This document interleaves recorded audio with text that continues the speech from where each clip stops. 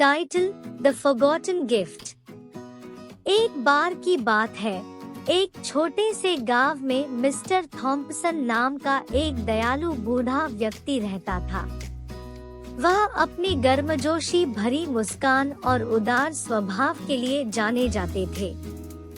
हर साल गांव के त्योहार के दिन वह बच्चों को उपहार देते थे, जिससे उन्हें स्नेह और प्यार का एहसास होता था।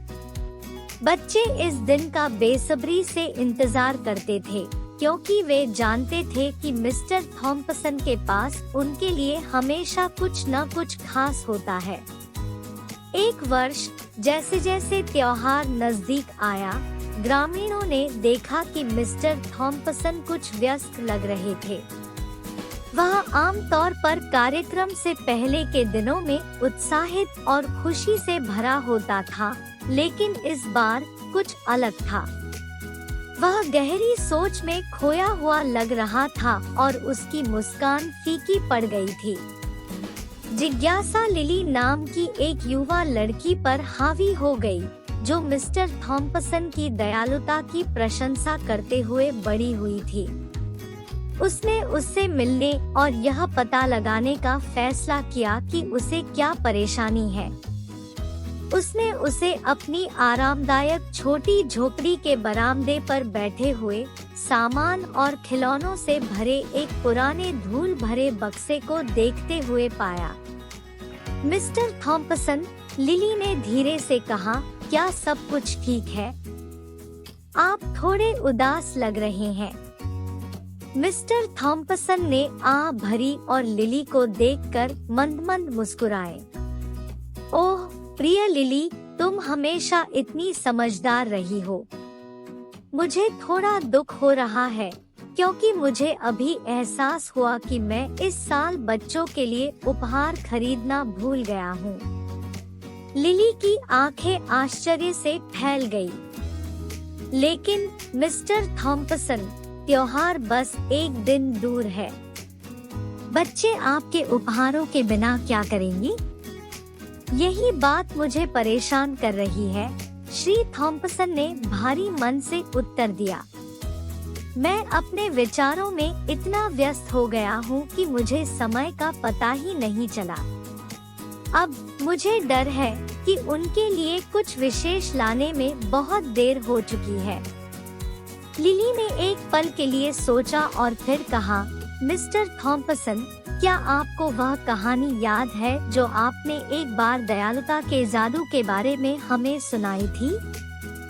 श्री थॉम्पसन ने उस कहानी को याद करते हुए सिर हिलाया, जो उन्होंने कई बार बच्चों के साथ साझा की थी।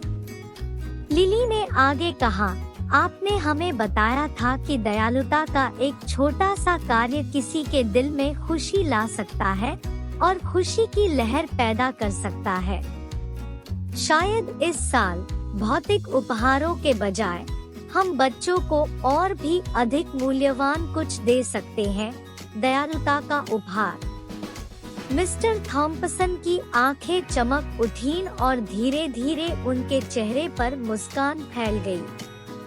लिली, तुम बिल्कुल सही कह रही हो। कभी कभी हम भौतिक चीजों में इतने फंस जाते हैं कि हम देने का असली सार भूल जाते हैं।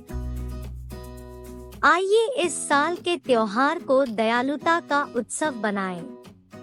अगले दिन त्योहार आ गया और बच्चे हमेशा की तरह मिस्टर थॉम्पसन के उपहारों का बेसब्री से इंतजार करते हुए गांव के चौराहे पर एकत्र हुए।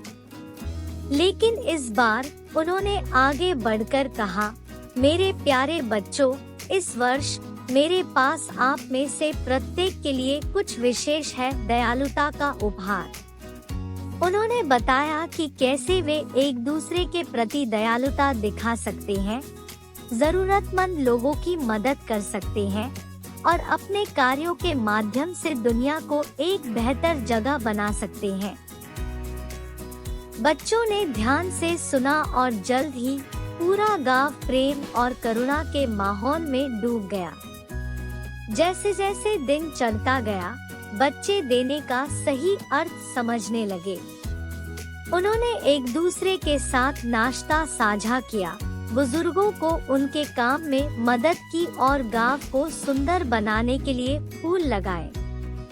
अंत में बच्चों को तृप्ति और खुशी की गहरी अनुभूति हुई, यह जानकर कि उन्होंने एक दूसरे के जीवन में बदलाव लाया है। और मिस्टर थॉम्पसन ने अपनी आंखों में खुशी के आंसू भरते हुए महसूस किया कि कभी-कभी सबसे मूल्यवान उपहार वे होते हैं जो दिल से आते हैं। उस दिन के बाद से गांव में परंपरा जारी रही। हर साल बच्चे मिस्टर थॉम्पसन की स्मृति और उनके द्वारा उन्हें सिखाए गए पाठ को संजोते हुए दया और प्रेम फैलाकर त्योहार मनाते हैं कि देने का असली जादू आत्मा की उदारता में निहित है। और इसलिए गांव करुणा और आनंद का स्थान बन गया। Thank you for watching. Please like, share, comment and subscribe.